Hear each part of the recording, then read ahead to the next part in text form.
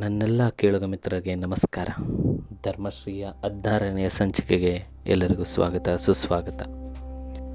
ಹಿಂದಿನ ಸಂಚಿಕೆಯಲ್ಲಿ ಸತ್ಯನು ಚರ್ಚಿನಿಗೆ ಮಜ್ಜಿಗೆಯ ಪುಡಿಯನ್ನು ಹಿಂತಿರುಗಿಸಲು ಹೋಗಬೇಕೆಂದು ಒತ್ತಾಯವಿಟ್ಟಿರುತ್ತಾನೆ. ಅಲ್ಲಿನಿಂದ ಮುಂದಕ್ಕೆ ಮಾರನೆಯ ದಿನ ಒಂದು ಜಟಕಾದಲ್ಲಿ ಹಾಲಿನ ಪುಡಿಯ ಡಬ್ಬಗಳ ಜತೆಗೆ ವಿದ್ಯಾರ್ಥಿಗಳಿಗೆ ಕೊಟ್ಟಿದ್ದ ಬೈಬಲಿನ ಪ್ರತಿಗಳನ್ನು ಕಲೆ ಹಾಕಿ ತುಂಬಿದೆವು. ನನಗೆ ಚರ್ಚಾಕೂಟದಲ್ಲಿ ವೈಯಕ್ತಿಕ ಬಹುಮಾನವೆಂದು ಭಗವದ್ಗೀತೆಯ ಒಂದು ಇಂಗ್ಲಿಷ್ ಪ್ರತಿ ಬಂದಿತ್ತು. ಬೈಬಲಿನ ಜೊತೆಯಲ್ಲಿ ಭಗವದ್ಗೀತೆಯನ್ನು ಇಟ್ಟು ಇತರ ವಿದ್ಯಾರ್ಥಿಗಳೊಡನೆ ನಾನು ಬಿಷಪ್ಪರ ನಿವಾಸಕ್ಕೆ ಹೋದೆ. ನಾವು ಹೋದ ವೇಳೆಯಲ್ಲಿ ಅವರು ಇರಲಿಲ್ಲ. ಬೆಂಗಳೂರಿಗೆ ಹೋಗಿದ್ದಾರೆಂದು, ನಾಳೆ ಬರುತ್ತಾರೆಂದು ಅವರ ಜವಾನ ಹೇಳಿದ. ಜಟಕಾದಲ್ಲಿ ತುಂಬಿಸಿಕೊಂಡು ಹೋಗಿದ್ದ ಡಬ್ಬಗಳನ್ನು, ಬೈಬಲಿನ ಕಟ್ಟನ್ನು, ಭಗವದ್ಗೀತೆಯ ಪ್ರತಿಯನ್ನು ಜವಾನನ ವಶಕ್ಕೆ ಕೊಟ್ಟು, ನಿಮ್ಮ ಬಿಷಪ್ಪರು ಬಂದ ತಕ್ಷಣ ಈ ಎಲ್ಲ ಸಾಮಾನುಗಳನ್ನು ಅವರಿಗೆ ಕೊಡು ಎಂದೆವು. ನಾನು ಬಿಷಪ್ಪರಿಗೆ ಇಂಗ್ಲಿಷ್ನಲ್ಲಿ ಒಂದು ಚೀಟಿಯನ್ನು ಬರೆದೆ. ಹಾಲಿನ ಪುಡಿಯ ಜತೆಯಲ್ಲಿ ಬಂದ ನಿಮ್ಮ ಬೈಬಲಿನ ಪ್ರತಿಗಳನ್ನು ಜೋಪಾನವಾಗಿ ಹಿಂತಿರುಗಿಸಿದ್ದೇವೆ. ಇನ್ನು ಮುಂದೆ ನೀವು ನಮಗೆ ಹಾಲಿನ ಪುಡಿ ನೀಡುವ ಅಗತ್ಯವಿಲ್ಲ. ಇದರೊಡನೆ ಭಗವದ್ಗೀತೆಯ ಪುಸ್ತಕವಿದೆ. ನಿಮ್ಮ ವಿರಾಮ ಕಾಲದಲ್ಲಿ ದಯವಿಟ್ಟು ಓದಿ. ಇಂತಿ ಅನಾಥಾಲಯದ ವಿದ್ಯಾರ್ಥಿಗಳು ಎಂದು ಜವಾನನಿಗೆ ಒಂದು ಲಕ್ಕೋಟೆ ಪಡೆದು ಚೀಟಿಯನ್ನು ಅದರಲ್ಲಿಟ್ಟು ಅಂಟಿಸಿ ಮೇಲೆ ಬಿಷಪ್ಪರ ವಿಳಾಸ ಬರೆದು, ಅವರು ಬಂದ ತಕ್ಷಣ ಲಕ್ಕೋಟೆಯನ್ನು ಅವರ ಕೈಲಿ ಮಾತ್ರವೇ ಕೊಡಬೇಕೆಂದು ಹೇಳಿದೆ. ನಾವೆಲ್ಲರೂ ಹಿಂತಿರುಗಿದೆವು. ಅಲ್ಲಿಗೆ ಈ ಪ್ರಸಂಗ ಮುಕ್ತಾಯವಾಯಿತು. ಆ ವರ್ಷ ದಸರಾದಲ್ಲಿ ಸಹ ಕ್ರೈಸ್ತ ಪಾದ್ರಿಗಳ ಪ್ರಚಾರವೂ ಮತಾಂತರ ಚಟುವಟಿಕೆಯೂ ನಡೆಯುತ್ತಲೇ ಇದ್ದವು. ಅವರ ಕಾರ್ಯಕ್ರಮವಿದ್ದಲ್ಲಿಗೆ ಹೋಗಿ ನಾವು ಅವರ ಮುಖಭಂಗ ಮಾಡುತ್ತಿದ್ದೆವು. ಆ ವರ್ಷ ಕಳೆದದ್ದೇ ಗೊತ್ತಾಗಲಿಲ್ಲ. ನಿರೀಕ್ಷೆಯಂತೆ ನನಗೆ SLC ಪರೀಕ್ಷೆಯಲ್ಲಿ ಪ್ರಥಮ ದರ್ಜೆಯಲ್ಲಿ ತೇರ್ಗಡೆಯಾಯಿತು. ಮುಂದೆ ಏನು ಮಾಡಬೇಕೆಂಬ ಬಗ್ಗೆ ಇರಲಿಲ್ಲ. ಸರ್ಕಾರಿ ಪ್ರಥಮ ದರ್ಜೆಯ ಕಾಲೇಜಿನಲ್ಲಿ ಕಲಾ ವಿಷಯವನ್ನು ಆರಿಸಿಕೊಂಡು ಇಂಟರ್ಮೀಡಿಯೇಟ್ ತರಗತಿಗೆ ಸೇರಿದೆ. ಶಂಕರನಿಗೆ ಪ್ರಥಮ ದರ್ಜೆಯಲ್ಲಿ BA ಆನರ್ಸ್ ತೇರ್ಗಡೆಯಾಯಿತು. ಜೊತೆಗೆ 2 ಮೆಡಲ್ ದೊರೆತವು. ಅವನು ಮುಂದೆ MA ಓದಲು ಇಚ್ಛಿಸಲಿಲ್ಲ. ತನ್ನ ಕಾರ್ಯಕ್ಕೆ ಹೀಗಿರುವ ಓದೇ ಸಾಕೆಂದು ಸಲ್ಲದೆ ಏನಾದರೂ ಕೆಲಸ ಮಾಡಲು ತುಂಬ ಚೈತನ್ಯವಿರುವ ಈ ವಯಸ್ಸಿನಲ್ಲಿ ಇನ್ನೂ 1 ವರ್ಷವನ್ನು ಓದುವುದಕ್ಕೆಂದು ಕಳೆಯುವುದು ವ್ಯರ್ಥವೆಂದು ತೀರ್ಮಾನಿಸಿದ. ಚಾಮರಾಜನಗರದ ಭಾಗದಲ್ಲಿ ರಾಷ್ಟ್ರೀಯ ಸ್ವಯಂ ಸೇವಕ ಸಂಘವು ಹೆಚ್ಚು ಪ್ರಚಲಿತವಿರಲಿಲ್ಲ. ಆ ಭಾಗದಲ್ಲಿ ಸಂಘ ಕಟ್ಟುವ ಕೆಲಸ ಹೊರಟು ಹೋದ. ಅವನ ಜೊತೆ ತಪ್ಪಿದ್ದದ್ದು ನನಗೆ ಕೆಲವು ದಿನ ಮಂಕು ಹಿಡಿದಂತಾಯಿತು. ಅವನು ನನಗೆ MA ತರಗತಿಯ ತನ್ನ ಸ್ನೇಹಿತರೊಬ್ಬರ ಪರಿಚಯ ಮಾಡಿಕೊಟ್ಟಿದ್ದ. ಅವರ ಹೆಸರಿನಲ್ಲಿ ವಿಶ್ವವಿದ್ಯಾನಿಲಯದ ಪುಸ್ತಕ ಭಂಡಾರದಲ್ಲಿ ನನಗೆ ಪುಸ್ತಕಗಳು ದೊರೆಯುತ್ತಿದ್ದವು. ನಂಜು ಈ ವರ್ಷ ಇಂಟರ್ಮೀಡಿಯೇಟ್ ಪರೀಕ್ಷೆ ಹೋಗುವವನಿದ್ದ. ಅವನಿಗೆ ಕೊಂಚ ಆರ್ಥಿಕ ಮುಗ್ಗಟ್ಟು ತಲೆದೋರಿತ್ತು. ಅವನ ತಂದೆಗೆ ಕಾಯಿಲೆ ಹೆಚ್ಚಾಗಿ ಕೆಲಸ ಮಾಡುವುದೇ ಸಾಧ್ಯವಿರಲಿಲ್ಲ. ಅವರಿಗೆ ಬೇಕಾದ ಒಬ್ಬ ಮೇಲಾಧಿಕಾರಿಯ ಸಹಾಯದಿಂದ ಕೆಲಸದಿಂದ ನಿವೃತ್ತಿ ಪಡೆದಿದ್ದರು. ಒಂದು ದಿನ ನಾನು ನಂಜು ಜೊತೆಯಲ್ಲಿಯೇ ಕಾಲೇಜಿನಿಂದ ಹಿಂತಿರುಗಿದೆವು. ರೂಮಿಗೆ ಬಂದ ತಕ್ಷಣ ನಂಜುವಿನ ಹೆಸರಿನಲ್ಲಿ ಇದ್ದ ತಂತಿಯನ್ನು ಮನೆಯವರು ಕೊಟ್ಟರು. ಅವನ ತಂದೆಗೆ ಸಖತ್ ಕಾಯಿಲೆ, ಅತ್ತಲೋ ಇತ್ತಲೋ ಎನ್ನುವ ಸ್ಥಿತಿ. ತಕ್ಷಣ ಹೊರಡು ಎಂದಿತ್ತು. ತಂತಿ ನೋಡಿದ ತಕ್ಷಣ ನಂಜು ಬೆವತು ಬಿಟ್ಟ. ಕಣ್ಣುಗಳಲ್ಲಿ ನೀರು ತುಂಬಿಕೊಂಡಿತ್ತು. ಅವನ ಸ್ವಭಾವವೇ ಹಾಗೆ. ಕಷ್ಟ ಪರಿಸ್ಥಿತಿ ಒದಗಿದಾಗ ಹೆಣ್ಣು ಮಕ್ಕಳಂತೆ ಅತ್ತು ಬಿಡುತ್ತಾನೆ. ಪರಿಸ್ಥಿತಿಯನ್ನು ವಿವೇಕದಿಂದ ಕೈಗೆ ತೆಗೆದುಕೊಂಡು ಧೈರ್ಯವಾಗಿ ನಿಭಾಯಿಸುವ ಶಕ್ತಿ ಇಲ್ಲ.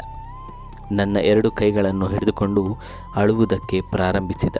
ಅವನನ್ನು ಸಮಾಧಾನಪಡಿಸುತ್ತಾ ನಾನು ಹೇಳಿದೆ, ಏನೂ ಯೋಚಿಸಬೇಡ, ಕಾಯಿಲೆಯಾದವರೆಲ್ಲ ಸಾಯೋಲ್ಲ.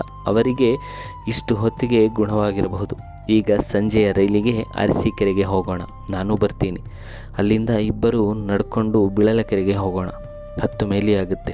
ನೀನು ಇಲ್ಲಿಯೇ ಇರು.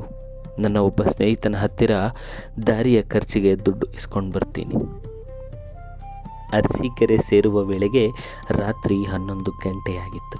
ಅರಸೀಕೆರೆಯಿಂದ ಬಿಳಲಕೆರೆಗೆ ನೇರವಾಗಿ ಜಿಲ್ಲಾ ಬೋರ್ಡ್ ರಸ್ತೆ ಇದೆ. ಯಾರನ್ನೂ ಕೇಳಿ ಆ ರಸ್ತೆ ಹಿಡಿದು ಹೊರಟೆವು.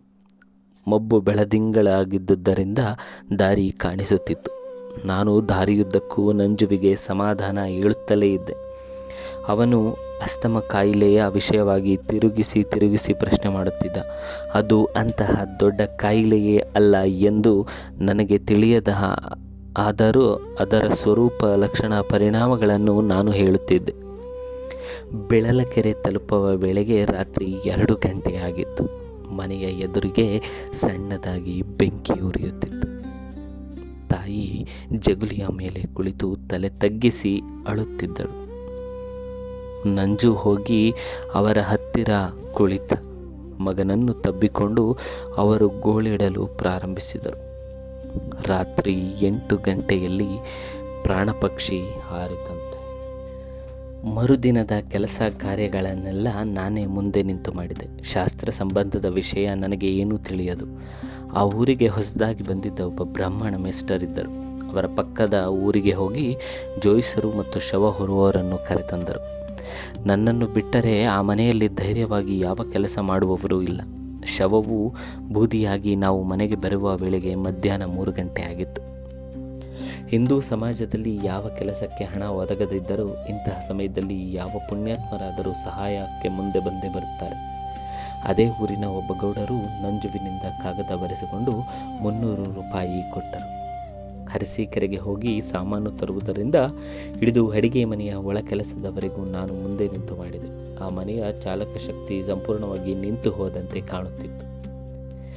ಕೊನೆಯ ದಿನ ನಂಜುವಿನ ತಂದೆ ನನ್ನ ಬಾಲ್ಯದ ಗುರುವನ್ನು ವೈಕುಂಠಕ್ಕೆ ಕಳುಹಿಸಲಾಯಿತು. ನಂಜುವಿನ ವಿದ್ಯಾಭ್ಯಾಸ ಅಲ್ಲಿಗೆ ಸಮಾಪ್ತಿಯಾಯಿತು. ಇಡೀ ಸಂಸಾರದ ಜವಾಬ್ದಾರಿ ಅವನ ಹೆಗಲ ಮೇಲೆ ಬಿತ್ತು. ನಾನೊಬ್ಬನೇ ಮೈಸೂರಿಗೆ ಹೊರಟೆ. ನನ್ನನ್ನು ಬಸ್ಸಿಗೆ ಕಳುಹಿಸಲು 4 ಮೈಲಿ ದೂರದ ರಸ್ತೆಯ ಹತ್ತಿರಕ್ಕೆ ಬಂದಿದ್ದ ನಂಜು ಹೇಳಿದ, ನನ್ನ ಹಣೆ ಬರವೇನೋ ಹೀಗಾಯಿತು. ನೀನು ಮಾತ್ರ ಖಂಡಿತ ಗ್ರಾಜ್ಯುಯೇಟ್ ಆಗಬೇಕು. ಇಂದು ಸಮಾಜವನ್ನು ಉದ್ಧಾರ ಮಾಡುವ ಕೆಲಸಗಳಿಗೆ ವಿಪರೀತವಾಗಿ ಹೋಗಿ ವಿದ್ಯಾಭ್ಯಾಸ ಹಾಳು ಮಾಡಿಕೊಂಡೀಯ. ಜಾಗ್ರತೆಯಿಂದ ಇರು. ನನ್ನ ಎಲ್ಲ ಪುಸ್ತಕಗಳು ರೂಮಿನಲ್ಲಿವೆ. ನೀನು ಅವುಗಳನ್ನು ಓದು. ನನ್ನ ಟ್ರಂಕು, ಹಾಸಿಗೆ, ಬಟ್ಟೆಗಳನ್ನು ನಾಳೆ ಬಸ್ಸಿನಲ್ಲಿ ಕಳುಹಿಸು. ನಾನು ಇಲ್ಲಿಗೆ ಬಂದು ಇಳಿಸಿಕೊಳ್ತೇನೆ. ಮೈಸೂರಿನಲ್ಲಿ ನಂಜುವಿಲ್ಲದ ಜೀವನವ ನನಗೆ ಅಸಹನೀಯವೆನಿಸುತ್ತಿತ್ತು. ಜೊತೆಯಲ್ಲಿದ್ದಾಗ ನಾವು ಹೆಚ್ಚು ಮಾತನಾಡುತ್ತಿರಲಿಲ್ಲ. ನನಗೆ ಓದು, ಆಲೋಚನೆ, ವಿಚಾರ ಮತ್ತು ಇತರ ಕೆಲಸಗಳಲ್ಲಿ ನಾನು ಇರುತ್ತಿದ್ದೆ. ಆದರೆ ನನಗಾಗಿ ತನ್ನ ಆತ್ಮೀಯ ವಿಶ್ವಾಸವನ್ನು ಮೀಸಲಾಗಿಟ್ಟಿರುವ ಸ್ನೇಹಿತ ನನ್ನೊಡನೆ ಇರುವನೆಂಬ ಅಂಶವು ನನ್ನ ಸುಪ್ತ ಮನಸ್ಸಿನಲ್ಲಿದ್ದು ಒಂದು ಬಗೆಯ ಸಮಾಧಾನವಿತ್ತು.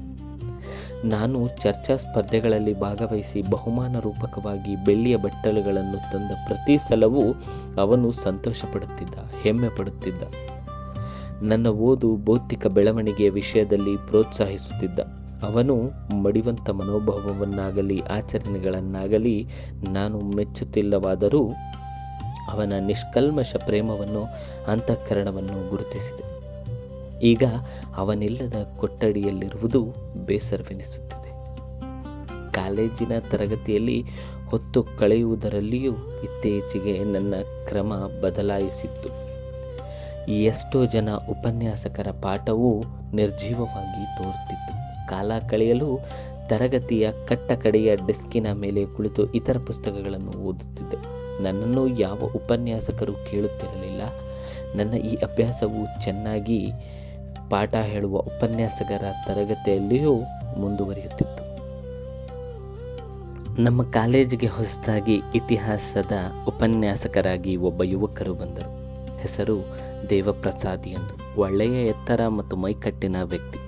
ಸುಮಾರು 28ರ ವಯಸ್ಸು. ಯಾವಾಗಲೂ ಗರಿ ಮುದುರದಂತೆ ಇಸ್ತ್ರಿ ಮಾಡಿಸಿದ ಸೂಟು ಹಾಕಿ ಮಿಂಚುವಂತಹ ಪಾಲಿಶು ತಿಕ್ಕಿದ ಶೂಸ್ ಮೆಟ್ಟಿ ಬರುತ್ತಿದ್ದರು. ದಿನಕ್ಕೆ ಒಂದು ಬಗೆಯ ಹೊಸ ಟೈ ಕಟ್ಟುವುದು ಅವರ ವೈಶಿಷ್ಟ್ಯ. ತರಗತಿಗೆ ಬರುವ ಮುನ್ನ 2-3 ಸಿಗರೇಟು ಸೇದುತ್ತಿದ್ದರು. ತರಗತಿಯ ಬಾಗಿಲನ್ನು ಪ್ರವೇಶಿಸುವಾಗಲೇ ಕೈಯಲ್ಲಿದ್ದ ಸಿಗರೇಟನ್ನು ಎಸೆಯುತ್ತಿದ್ದದ್ದು. ಪಾಠ ಮುಗಿದು ಗಂಟೆಯಾಗಿ ಹೊರಗೆ ಬಂದ ತಕ್ಷಣ ಕೈ ಜೇಬಿನಲ್ಲಿದ್ದ ಸಿಗರೇಟನ್ನು ಹುಡುಕುತ್ತಿತ್ತು. ನಾನು ಎಂದೂ ಅವರ ಪಾಠವನ್ನು ಗಮನವಿಟ್ಟು ಕೇಳಿರಲಿಲ್ಲ. ಒಂದು ದಿನ ನನಗೆ ತಿಳಿಯಿತು ಅವರು ಕ್ರಿಶ್ಚಿಯನ್ ಎಂದು. ಅವರು ಯಾರಾದರೆ ನನಗೇನು ಎಂದು ನಾನು ಸುಮ್ಮನಿದ್ದೆ. ಒಂದು ದಿನ ಅವರ ಲೆಕ್ಚರ್ ಮುಗಿದು ಟಿಪ್ಪಣಿ ಬರೆಸುತ್ತಿದ್ದರು. ಯಾವ ಉಪನ್ಯಾಸಕರು ಬರೆಸಿದ್ದ ಟಿಪ್ಪಣಿಯನ್ನು ನಾನು ಬರೆದುಕೊಳ್ಳುತ್ತಿರಲಿಲ್ಲ. ನಾನೇ ಸ್ವತಃ ಪಠ್ಯಪುಸ್ತಕಗಳನ್ನು ಓದುತ್ತಿದ್ದೆ. ಆ ದಿನವೂ ಹಿಂದಿನ ಡೆಸ್ಕಿನಲ್ಲಿ ಕುಳಿತು ಒಂದು ಪುಸ್ತಕ ಓದುತ್ತಿದ್ದೆ. ಅದನ್ನು ಗಮನಿಸಿದ ದೇವಪ್ರಸಾದರು ಕೂಗಿ ಹೇಳಿದರು, ಕೊನೆಯ ಡೆಸ್ಕಿನ 2ನೇ ಮನುಷ್ಯ, ನೀವು ಯಾಕೆ ನೋಟ್ಸ್ ಬರೆದುಕೊಳ್ತಿಲ್ಲ? ನಾನು ಏನೂ ಮಾತನಾಡಲಿಲ್ಲ. ಸುಮ್ಮನೆ ಎದ್ದು ನಿಂತೆ. ಛೇಡಿಸುವ ರೀತಿಯಲ್ಲಿ, ಅವರು ಮಹಾಜ್ಞಾನಿಗಳು, ನಿಮಗೆ ನೋಟ್ಸಿನ ಅವಶ್ಯಕತೆ ಇಲ್ಲ ಅಂತ ಕಾಣುತ್ತೆ ಎಂದರು. ಹಾಗಂತ ಹೇಳಲ್ಲ ಸರ್, ನಾನು ಪಠ್ಯ ಪುಸ್ತಕಗಳನ್ನೇ ಓದುತ್ತೀನಿ. ದೇವಪ್ರಸಾದರು ಹತ್ತಿರ ಬಂದರು. ನಾನು ಓದುತ್ತಿದ್ದ ಪುಸ್ತಕವನ್ನು ಕೈಗೆ ತೆಗೆದುಕೊಂಡರು. ಅದು ಗಂಗಾಪ್ರಸಾದ್ ಉಪಾಧ್ಯಾಯರು 1941ರಲ್ಲಿ ಇಂಗ್ಲಿಷ್ನಲ್ಲಿ ಬರೆದ ಭಾರತದಲ್ಲಿ ಕ್ರೈಸ್ತ ಮತ ಎಂಬ ಪುಸ್ತಕ. ನಾನು ಓದುತ್ತಿದ್ದ ಪುಟವನ್ನು ತೆಗೆದುಕೊಂಡು ನೋಡಿದರು. ಭಾರತದಲ್ಲಿ ಕ್ರೈಸ್ತ ಮತವು ಹೆಚ್ಚುತ್ತಿರುವ ಕಾರಣಗಳನ್ನು ಗಂಗಾಪ್ರಸಾದರು ವಿಮರ್ಶಾತ್ಮಕವಾಗಿ ವಿವರಿಸಿದ್ದರು. ಆಳುವ ವರ್ಗದೊಡನೆ ತಮಗಿರುವ ಸಂಬಂಧವನ್ನು ಕ್ರೈಸ್ತ ಮಿಷನರಿಗಳನ್ನು ದುರುಪಯೋಗಪಡಿಸಿಕೊಳ್ಳುತ್ತಿದ್ದಾರೆ. ತಮ್ಮ ಮತೀಯರ ಸಂಖ್ಯೆಯನ್ನು ಬೆಳೆಸಲು ಎಷ್ಟೋ ವೇಳೆ ಹೀನ ಮಾರ್ಗಗಳನ್ನು ಹಿಡಿಯುತ್ತಿದ್ದಾರೆ. ಈಗಲೂ ಅಂತಹ ವಿಧಾನಗಳು ಬಳಕೆಯಲ್ಲಿವೆ. ದಕ್ಷಿಣ ಭಾರತ ಮತ್ತು ಉತ್ತರ ಗುಡ್ಡಗಾಡುಗಳು ಪ್ರದೇಶಗಳಲ್ಲಿ ವಾಸವಾಗಿರುವ ಕ್ಷಾಮಕ್ಕೆ ಸಿಕ್ಕಿದ ಬಡ ರೈತರನ್ನು ಅನೇಕ ವಿಧವಾದ ಆಸೆ ಆಮಿಷಗಳಿಗೆ ಒಳಪಡಿಸಿ ತಮ್ಮ ಮತಕ್ಕೆ ಸೇರಿಸಿಕೊಳ್ಳುತ್ತಿದ್ದಾರೆ. ಸಾಲದ ಸುಳಿಗೆ ಸಿಲುಕಿದ ರೈತರು ಮತಾಂತರ ಹೊಂದುವ ಷರತ್ತಿನ ಮೇಲೆ ಮಿಷನರಿಯು ಅವನಿಗೆ ಧನ ಸಹಾಯ ಮಾಡುತ್ತಾನೆ. ರೈತರು ಜಮೀನುದಾರರಿಂದ ಕಿರುಕುಳಕ್ಕೆ ಒಳಗಾಗಿದ್ದರೆ, ಕ್ರೈಸ್ತ ಮತಕ್ಕೆ ಸೇರುವಂತಿದ್ದರೆ ರೈತರ ಪರವಾಗಿ ತಾನು ಹೋರಾಡುವುದಾಗಿ ಮಿಷನರಿ ಹೇಳುತ್ತಾನೆ.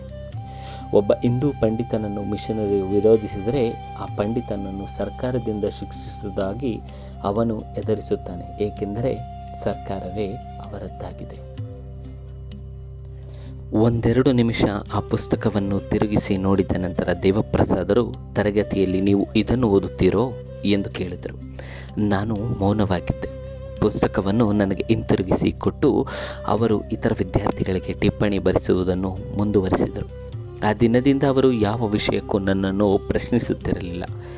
ನನ್ನ ಪಾಡಿಗೆ ನಾನು ತರಗತಿಗೆ ಹೋಗುತ್ತಿದ್ದೆ. ಅವರು ಹಾಜರಿ ಕೂಗಿದಾಗ ಉತ್ತರ ಕೊಡುತ್ತಿದ್ದೆ. ಜೂನಿಯರ್ ಇಂಟರ್ಮೀಡಿಯೇಟ್ ನನ್ನ ವಿಭಾಗದಲ್ಲಿ ಒಟ್ಟು 120 ಜನ ವಿದ್ಯಾರ್ಥಿಗಳಿದ್ದರು. ಅವರಲ್ಲಿ ಬಹುಮಂದಿ SSLC ಪರೀಕ್ಷೆಯಲ್ಲಿ ಲಾಗ ಹಾಕಿ ಬಂದವರೇ. ಇಡೀ ತರಗತಿಯಲ್ಲಿ ಪ್ರಥಮ ದರ್ಜೆಯಲ್ಲಿ ತರಗಡೆಯಾದ ವಿದ್ಯಾರ್ಥಿ ನಾನೊಬ್ಬನೇ. ಇತರ ಎಲ್ಲ ವಿದ್ಯಾರ್ಥಿಗಳಂತೆ ನಾನು ಉಚಿತ ವಿದ್ಯಾರ್ಥಿ ವೇತನಕ್ಕೆ ಅರ್ಜಿ ಹಾಕಿಕೊಂಡಿದ್ದೆ. ಡಿಸೆಂಬರ್ ತಿಂಗಳಲ್ಲಿ ಅದರ ಫಲಿತಾಂಶ ಹೊರಬಿದ್ದಾಗ ನನಗೆ ಯಾವ ರಿಯಾಯಿತಿಯೂ ದೊರೆಯದಂತೆ ಕಾಣಲಿಲ್ಲ. ನನ್ನ ಸ್ನೇಹಿತರೊಬ್ಬರು ಹೇಳಿದರು, ಇಡೀ ಸೆಕ್ಷನ್ನಿಗೆ ಫಸ್ಟ್ ಕ್ಲಾಸ್ ಸ್ಟೂಡೆಂಟ್ ನೀವು, ನಿಮಗೂ ಫ್ರೀಶಿಪ್ ಕೊಟ್ಟೇ ಇರಬೇಕು ಅಥವಾ ಎಲ್ಲೋ ಮರೆತಿದ್ದಾರೆ. ಫ್ರೀಶಿಪ್ ಕಮಿಟಿ ಮೆಂಬರು ನಮ್ಮ ಕಾಲೇಜಿನವರೇ, ಒಬ್ಬ ಪ್ರೊಫೆಸರ್ ಇದ್ದಾರೆ, ವಿದೇಶದಲ್ಲಿ ಓದಿ ಬಂದವರು, ಬ್ರಾಹ್ಮಣರಲ್ಲವಾದರೂ ಅವರಿಗೆ ಜಾತಿ ಭೇದವಿಲ್ಲ. ಅವರನ್ನು ಒಂದು ಸಲ ನೋಡಿ ನಿಮಗೆ ಖಂಡಿತವಾಗಿ ಫ್ರೀಶಿಪ್ ಕೊಡಿಸ್ತಾರೆ.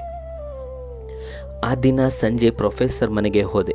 ನನ್ನ ಪ್ರಥಮ ದರ್ಜೆಯ ತರಗಡೆಯಿಂದ ಮೊದಲು ಮಾಡಿಕೊಂಡಿದ್ದ ಎಲ್ಲ ಪ್ರವರಗಳನ್ನು ಹೇಳಿ ಮೊದಲನೆಯ ಪಟ್ಟಿಯಲ್ಲಿ ಮರೆತಿದ್ದರೂ 2ನೆಯ ಪಟ್ಟಿಯಲ್ಲಿ ಶುಲ್ಕ ರಿಯಾಯಿತಿ ಕೊಡಿಸಬೇಕೆಂದು ಕೇಳಿದೆ. ಪರದೇಶದಲ್ಲಿ ಓದಿ ಬಂದ ಪ್ರೊಫೆಸರ್ ಇಂಗ್ಲೆಂಡ್ ಜನರು ಆಡುವಂತಹ ಉಚ್ಚಾರಣೆಯ ಇಂಗ್ಲೀಷ್ನಲ್ಲಿ ಕೇಳಿದರು, ನೀವು ಬ್ರಾಹ್ಮಣರು, ನಿಮ್ಮ ಜಾತಿಯಲ್ಲಿ ವಿದ್ಯಾವಂತರ ಹೆಚ್ಚು, ನಿನಗೆ ಯಾಕೆ ರಿಯಾಯಿತಿ ಎಂದು ಕೇಳಿದರು. ಮುಂದೆ ಸತ್ಯನಿಗೆ ವಿದ್ಯಾರ್ಥಿ ವೇತನ ಸಿಗುತ್ತದೆಯೇ? ಮುಂದಿನ ಸಂಚಿಕೆಯಲ್ಲಿ ನೋಡೋಣ. ನಮಸ್ಕಾರ.